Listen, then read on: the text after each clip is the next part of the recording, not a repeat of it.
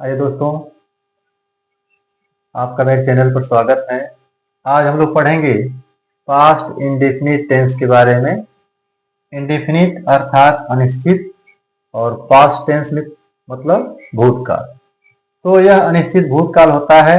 कुछ काम इसमें होते हैं जो अनिश्चय की स्थिति में रहते हैं और उनका ट्रांसलेशन कैसे होता है, पहचान क्या होती है, आइए हम इसमें जानते हैं। सबसे पहले जो पहचान इसकी है वह मुख्य क्रिया के अंत में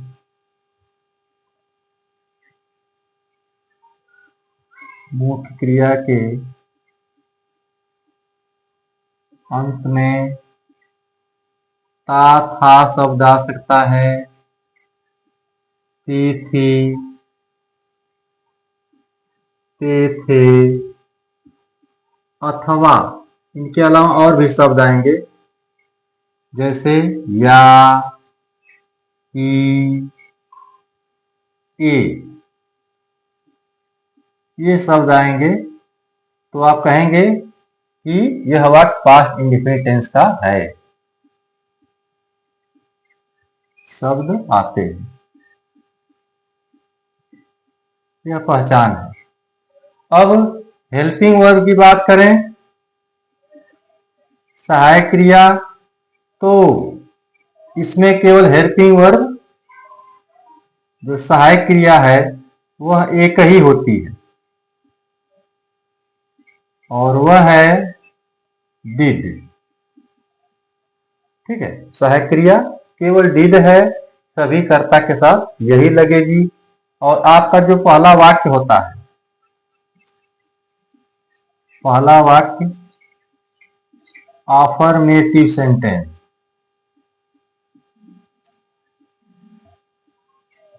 इसमें इस सहायक क्रिया का प्रयोग नहीं होता है। ध्यान देंगे, पास्ट इंडेफिनिट टेंस के अफर्मेटिव सेंटेंस में सहायक क्रिया का प्रयोग नहीं होगा। अब इसका स्ट्रक्चर क्या होगा, कैसे आप इस टेंस के अफर्मेटिव सेंटेंस को लगाएंगे, तो वह नियम है, सबसे पहले आप सब्जेक्ट लगाएंगे, कर्ता। अब सब्जेक्ट के बाद सहायक क्रिया लगनी नहीं है तो मेन वर्ब का सेकेंड फॉर्म यानी second form of main verb. ठीक, इसके बाद ऑब्जेक्ट लगाएंगे और ऑब्जेक्ट के बाद कॉम्प्लीमेंट लगाएंगे। ठीक है, ये आपका तरीका है।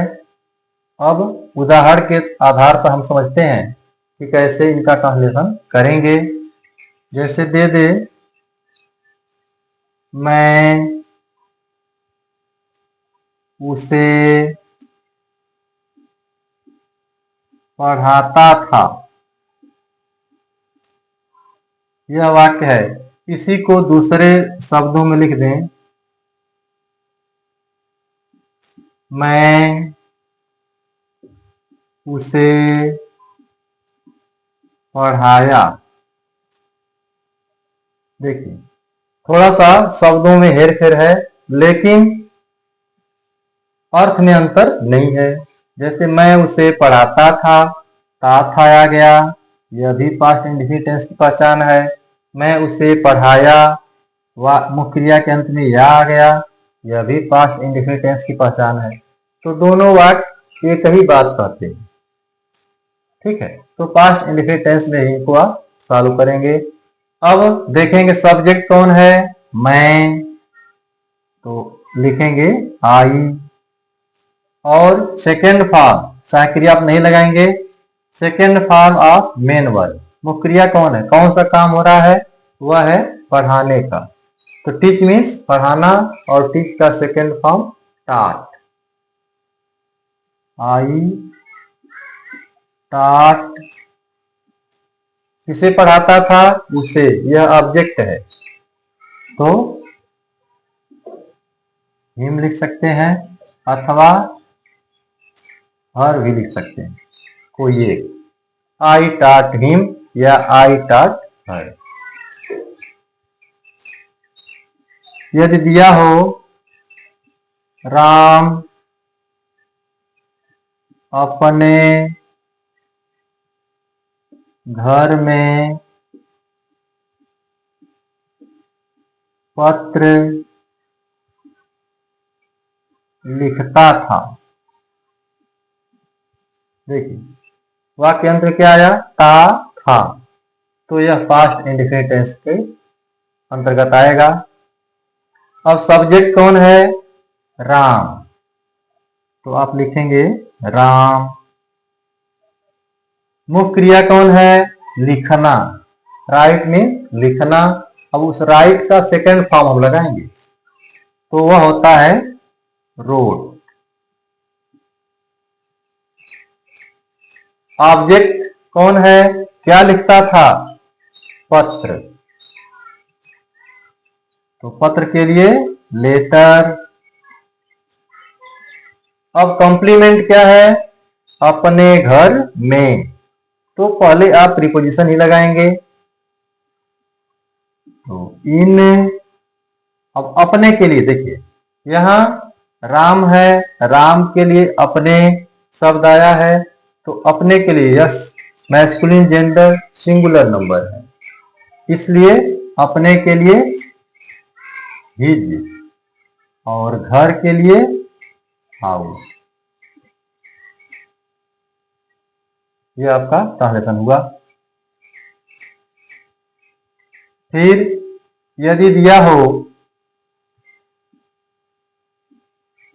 वे सब पढ़ने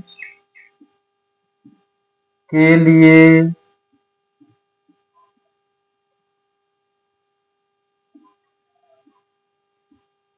आगरा गए। ठीक है, यह वाक्य है। देखिए ए आया वो क्रिया के अंत में, तो पास्ट इंडेफिनिट टेंस के अंतर्गत यह वाक्य आएगा। अब हम देखेंगे सब्जेक्ट कौन है, वे सब, तो वे सब के लिए आप लिखेंगे दे। मुख्य क्रिया कौन है, गए। देखिए पढ़ने और गए, लग रहा है दो मुख्य क्रियाएं हैं, लेकिन दो नहीं है। जो काम हो रहा है जाने का, यही मुख्य क्रिया है, यह उद्देश्य है।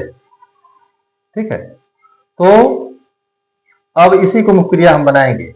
जाना, गो में जाना, और गो का सेकेंड फॉर्म वेंट।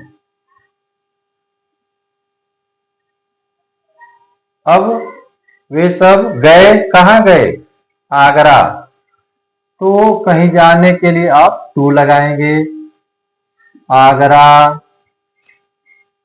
अब आगरा क्या करने गए, उद्देश्य उनका क्या था, पढ़ने के लिए, तो लिख देंगे, फिर यहां टू लगेगा, टू रीड या टू स्टडी भी कह सकते हैं। They went to Agra to read.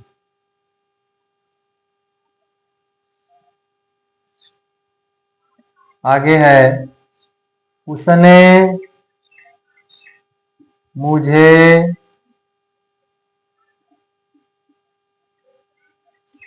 गाली दिया। यह वाक्य दिया हो, उसने मुझे गाली दिया, तो मुख्य क्रिया के अंत में या शब्द आया। अब हम देखेंगे सब्जेक्ट कौन है, तो सब्जेक्ट है, काम करने वाला कौन है, उसने, तो आप लिखेंगे ही। ठीक है, मुख्य क्रिया कौन है, गाली देना। एब्यूज में गाली देना होता है, उसका सेकेंड फॉर्म एब्यूज्ड। ही एब्यूज्ड। ऑब्जेक्ट कौन है, मुझे, तो मुझे के लिए मी, ही एब्यूज्ड मी। और देखते हैं यदि दिया हो तुम्हारा भाई यहाँ आया, देखिए तुम्हारा भाई यहाँ आया, मुख्य क्रिया के अंत में या शब्द आ गया तो पास्ट इंडेफिनिट टेंस का वाक्य है। अब सब्जेक्ट कौन है? तुम्हारा भाई, तो लिखेंगे योर ब्रदर। मेन वर्ब कौन है? आना। कम मीन्स आना, कम का सेकेंड फॉर्म केम हो जाता है। अब बच गया यहाँ, यहाँ के लिए here. Your brother came here. और दे दे, मीरा छत से